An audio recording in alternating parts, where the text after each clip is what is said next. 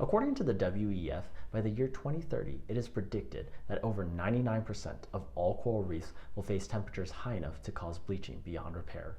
These same coral reefs are home to over 1/4 of all fish. This will have catastrophic, unpredictable effects on global biodiversity, the food chain, and the food supply for over 1 billion people. This will affect every human being on the planet. Regardless of guilt, all of us will face the ramifications of our anthropogenic negligence. I first learned about the coral crisis when I visited the Maui Ocean Center. It was there that I learned that in parts of Hawaii, half of all coral is already dead. I've seen it firsthand, these lifeless, fishless reefs. And that's why I'm now going to ask you to support one organization already desperately fighting to save our future. And that organization is the Coral Reef Alliance, an NGO dedicated to preserving our coral reefs. Today, I hope to illustrate the urgency of the coral crisis, what the Alliance is doing to abate that crisis, the future of our oceans, and how you can save our coral reefs. First, I would like to go over some background knowledge. Coral is a rock-like living organism, also known as the rainforest of the ocean. It provides a habitat for over 1/4 of all fish, even though it only makes up 1% of the ocean floor. According to NOAA, coral reefs serve many purposes. For instance, it acts as a filtering system, filtering out pollutants and recycling nutrients. It disperses wave energy, up to 97% of it. This protects coastlines from floods, tsunamis, and storms. Finally, it enables biodiversity by providing a complex habitat for thousands of species of fish. Each one of these fish species has its own role in maintaining the balance of the ecosystem. Now that I've explained what coral is and the crisis that it's facing, I'd like to talk about the Coral Reef Alliance. The Coral Reef Alliance, according to their website, is a nonprofit NGO dedicated to preserving our coral reefs in the midst of climate change through cutting-edge science and through community engagement. They have many methods of doing this. For instance, they work with community partners to stop sewage and runoff from reaching the ocean in the first place. Sewage is just as dangerous to coral as rising ocean temperatures because sewage just as easily kills coral.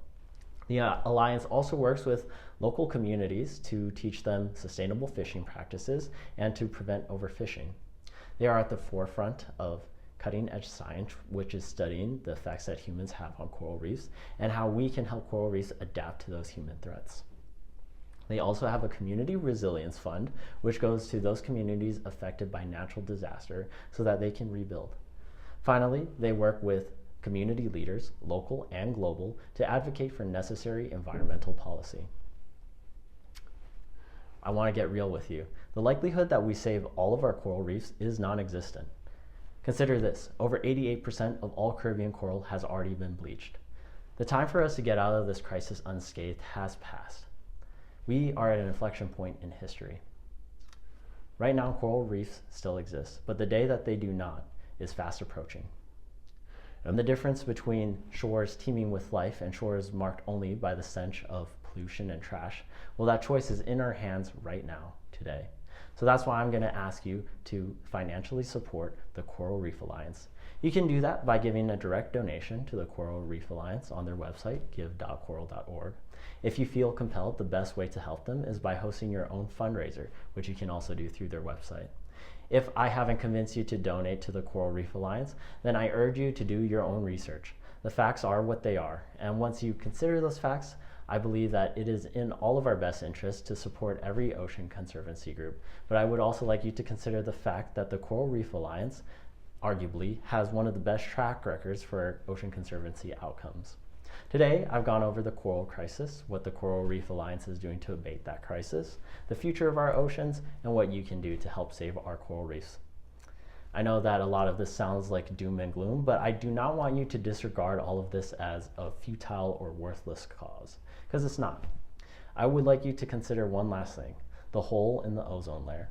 We all heard about it growing up, this hole in the ozone layer that's going to kill us all. Well, we don't hear about it anymore. Does that mean that it wasn't a threat? No, it was a very real threat, just like the threats to our coral reefs. The reason why we don't hear about it anymore is because the hole in the ozone layer is on the mend. And it's on the mend because scientists successfully lobbied our world governments to ban the chlorofluorocarbons which were causing the hole in the ozone layer. I believe that if we can heal the hole in our ozone layer, then there's nothing stopping us from healing our coral reefs. The only thing stopping us now is a choice. The choice of whether we're going to act. So now I ask you to think carefully. And once you've thought about it, I want you to make the right choice and donate today. Thank you.